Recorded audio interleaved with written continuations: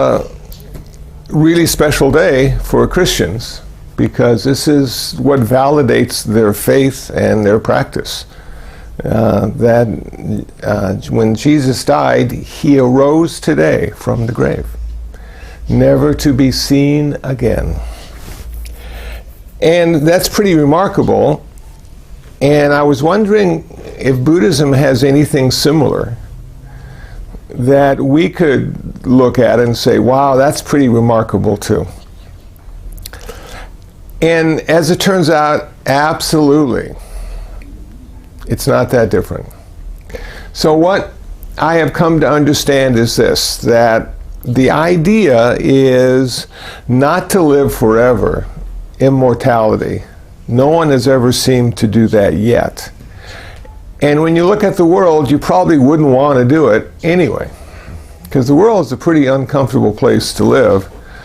And it always seems there's either a natural disaster or a man-made disaster, war, forever and ever, since humans walk this earth. So I think the idea is to, in the Christian sense, be reborn one more time into heaven. And heaven is like a really great place if you're a Christian because it lasts forever. And you get to see all your old family and friends.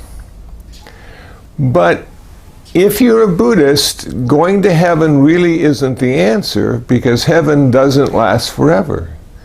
It just lasts a really long time, and then the karma that puts you in heaven wears out, and you have to leave. And I can't think of anything worse than having to leave heaven. So we have to come up with something else, something that works better for a Buddhist, something that's forever. So what did the Buddha do? Well, number one, the Buddha said, life is ultimately unsatisfactory. We have a lot of craving and desire. We have attachment and aversion. We always want things to be better than they seem to be now. And we're always disappointed because they're not. And then he said, you know, I discovered something that will allow us never have to suffer again. And what I've discovered I call nirvana, the end of suffering. And I teach the path to the end of suffering, the Noble Eightfold Path. Right view, right intention, right speech, right action, right livelihood, right effort, right mindfulness, and right concentration. Those 8 path factors will allow you to achieve the goal of nirvana. Now, I'm thinking, why is nirvana so cool?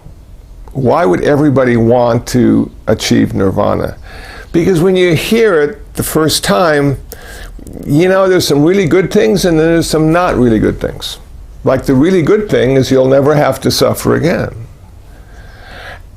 And the not so good thing is like you'll never be reborn again. You'll never exist again in the traditional sense of birth, existence, and death. And that's sort of a hard sell for most people, because most people, even though existence is unsatisfactory and filled with suffering and discontent, they prefer that over not existing.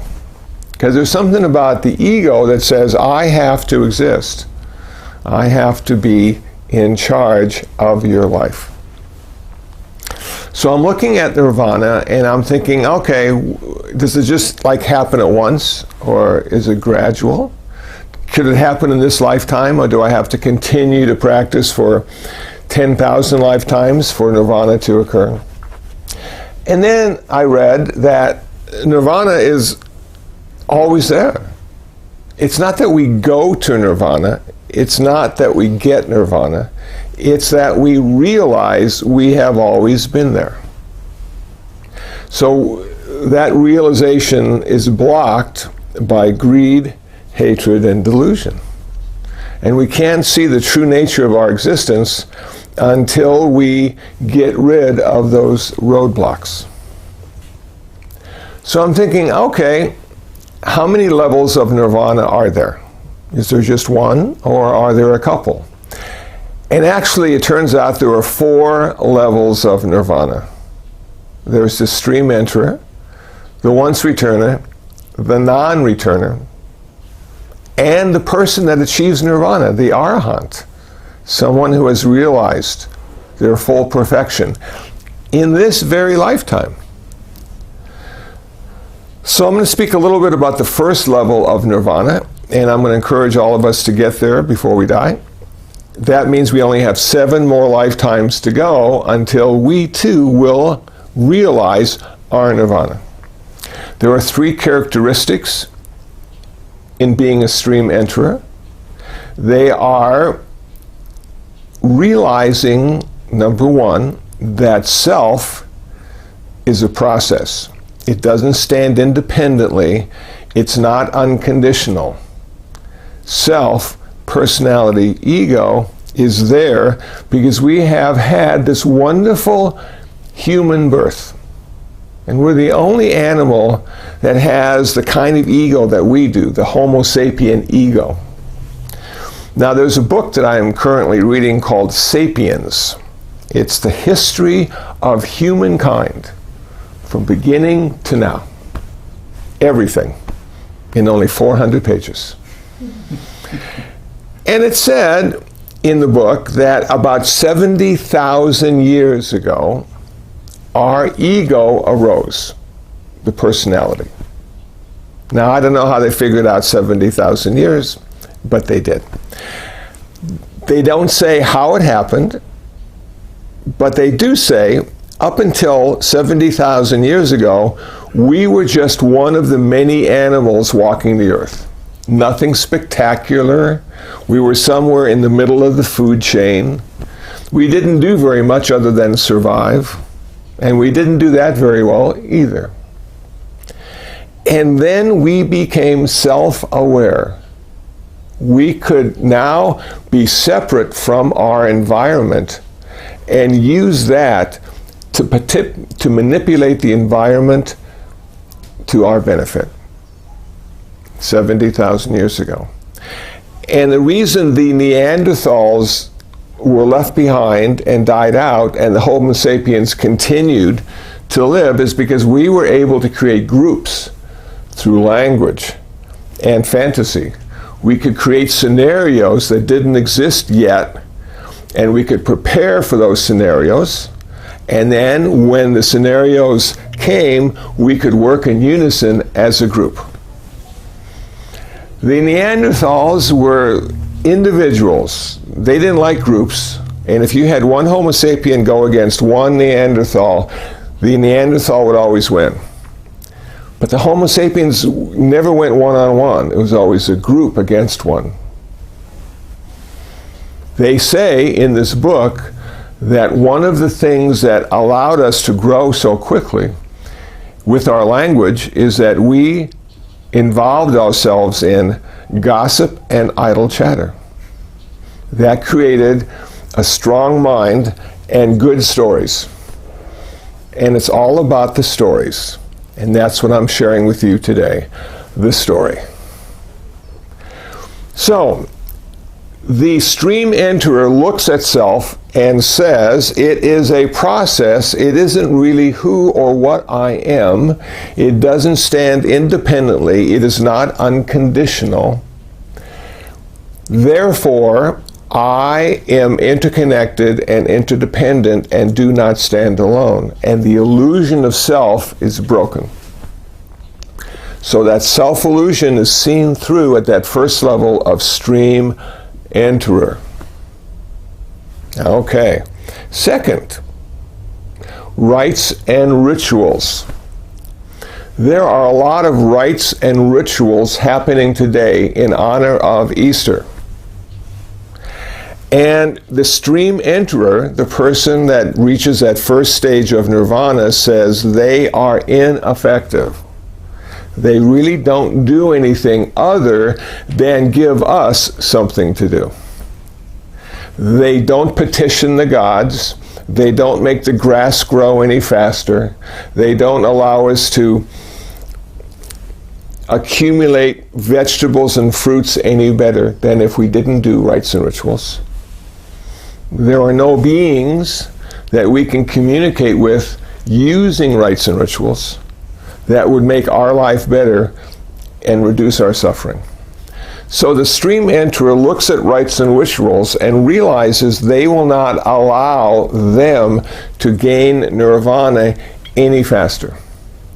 That it may be useful in the sense of creating community and having something to do, but it will not affect your liberation or salvation.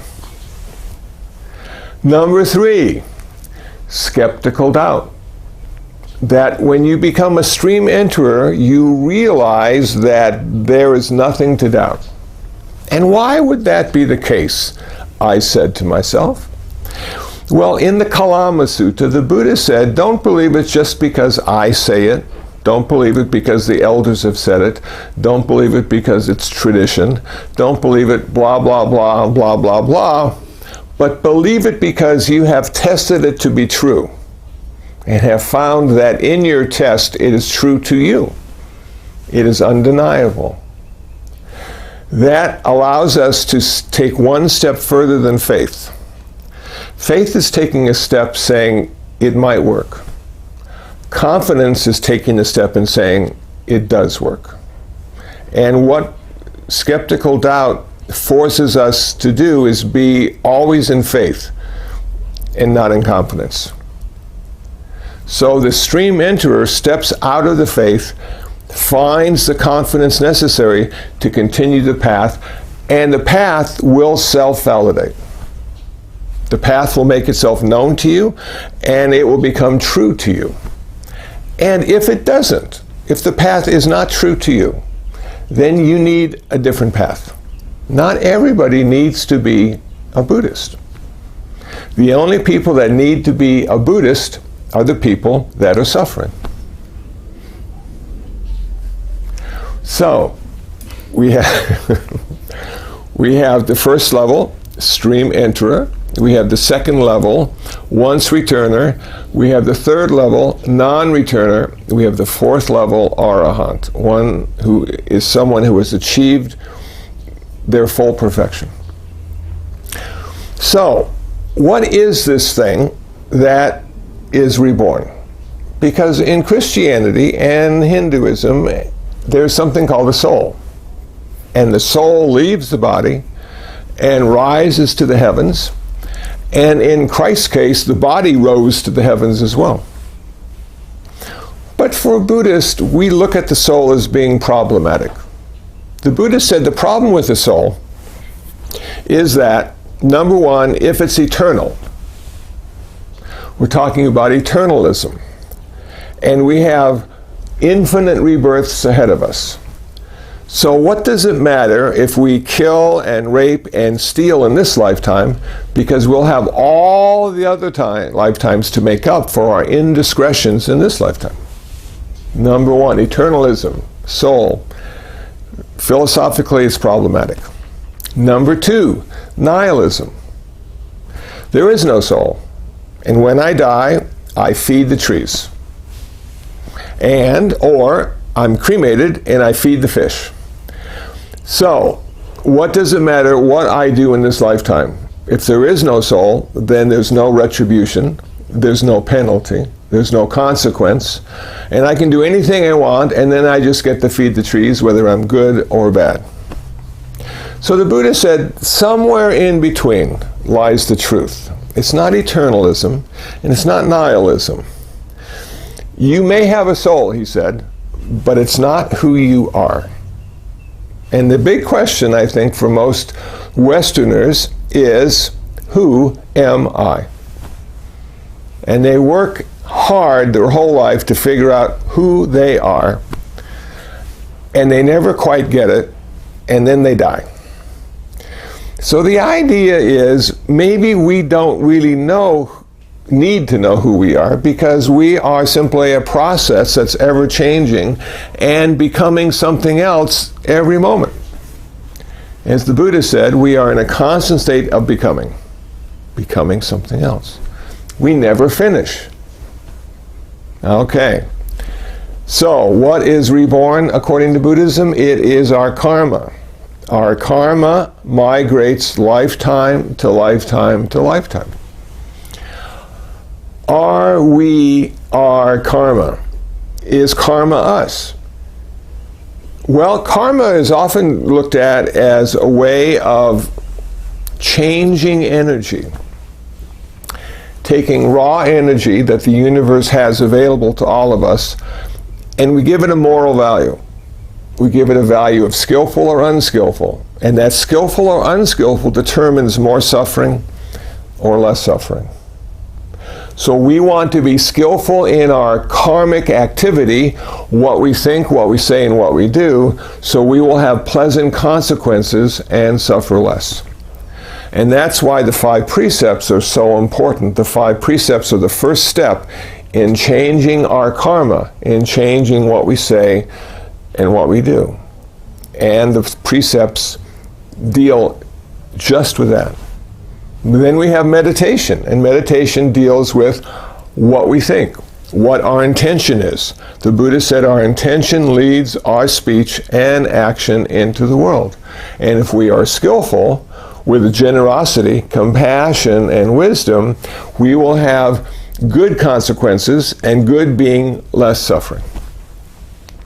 So we meditate as Buddhists, we practice the 5 precepts as Buddhists to control our karma and therefore the consequences and suffer less. But if you think about it clearly, the idea would be to end your karma. Because if in fact the karma is what's being reborn, and you end your karma, you'll never have to be reborn again. You'll never have to suffer again. Okay. But do we want to end our karma and not be reborn? Or is there something else we need to think about as well? So what did the Buddha say about nirvana? Not very much. So I'll fill in some of the spaces. Nirvana, according to me, is the end of suffering, the end of karma, and the end of all future rebirths. That's nirvana. That's the ultimate goal. But would it be satisfactory to simply not exist? Or is there another way of existing that the Buddha discovered that no one else had? Because if you look on this planet, everything that exists on this planet had a first cause. It was born. It was created.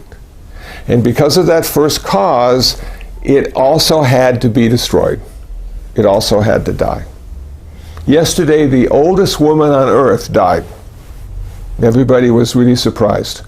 I'm thinking, well, she's the oldest woman. You shouldn't be surprised if she died. But she was like 116 years old. And you look at her and you just go, why? Why would anybody want to be 116? You know, you just sit in your chair all day. Maybe watch a little TV, take 3 or 4 naps. I'm not sure. I think the next rebirth would be much more exciting than living to be 116. I'm just saying.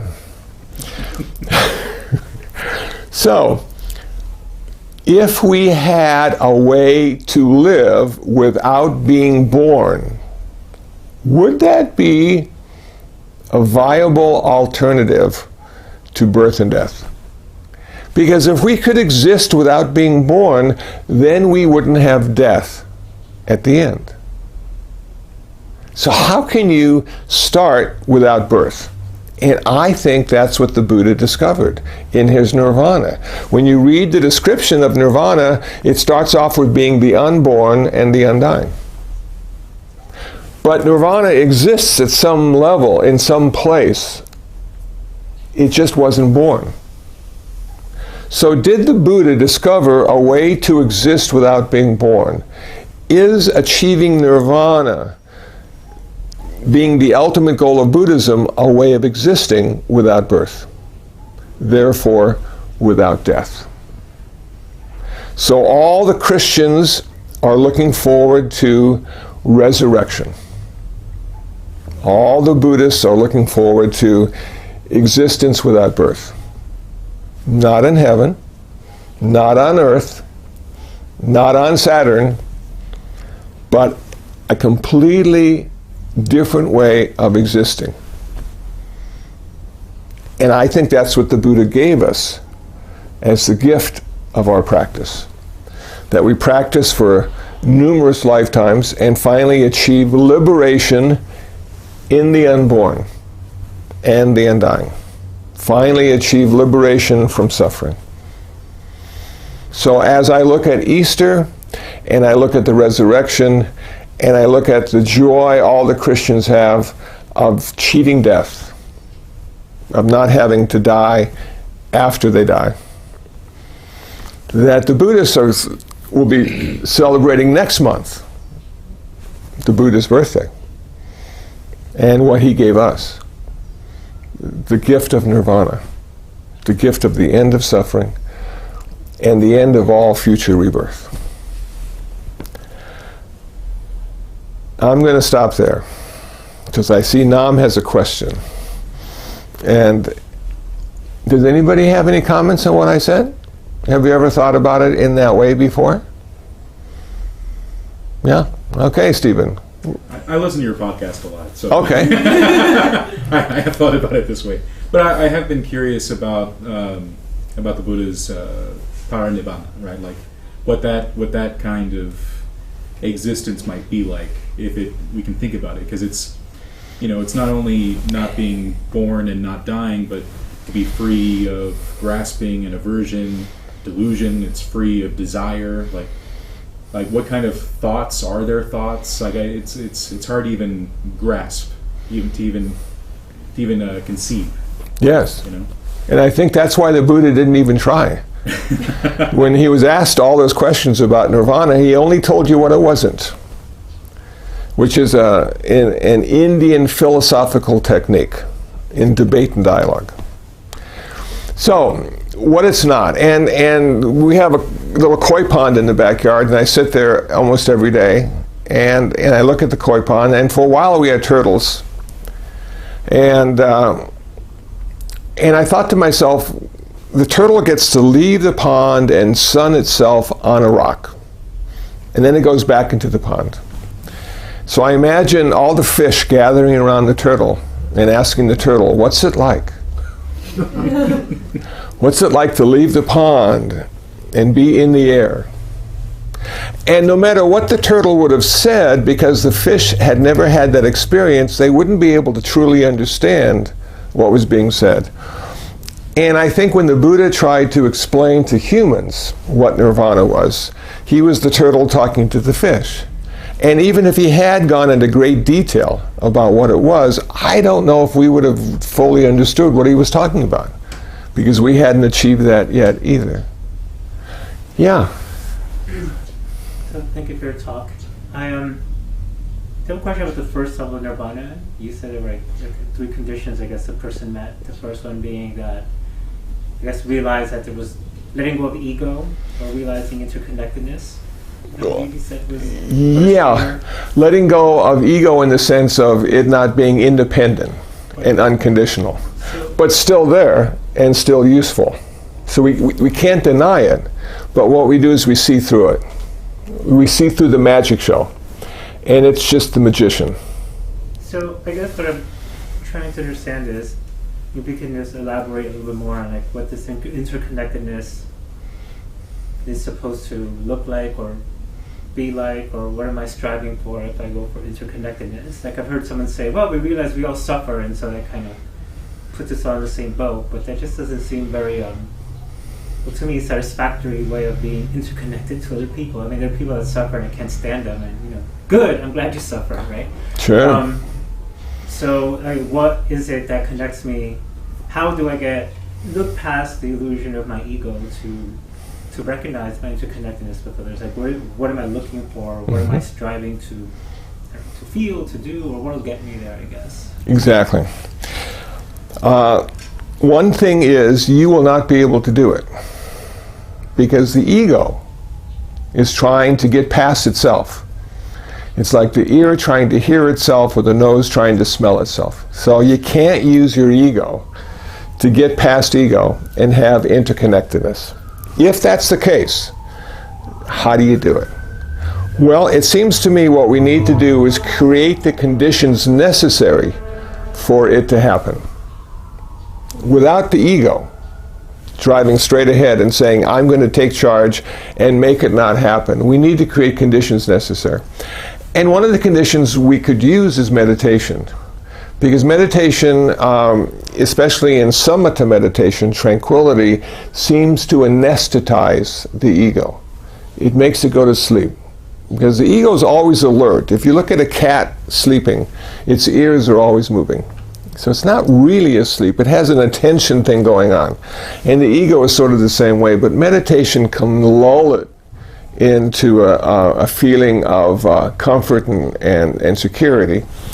And at that point, we get the feeling, sensation of interconnectedness, but not the concept or not the idea. Because those are mental constructs and they are dualistic and they are there because we have an ego. So we have to literally go beyond the ego, creating conditions necessary for that to happen, and then experience it and not understand it. If you start to understand it, the ego will take credit for it and say, look how good I am. I am interconnected and interdependent. And of course, there's no I in that interconnection and interdependence. So it's a cat and mouse game. We have conditions in our practice that allow us to come to that place. We experience it, and then we have to let it go. If we ruminate or reflect on what we just experienced, we destroy it. It becomes the map and not the terrain. It becomes the menu and not the meal. So we want that meal, but we can't go through the menu. Is that helpful at all? Okay. Thanks for the question. That's good. Hi, Nam.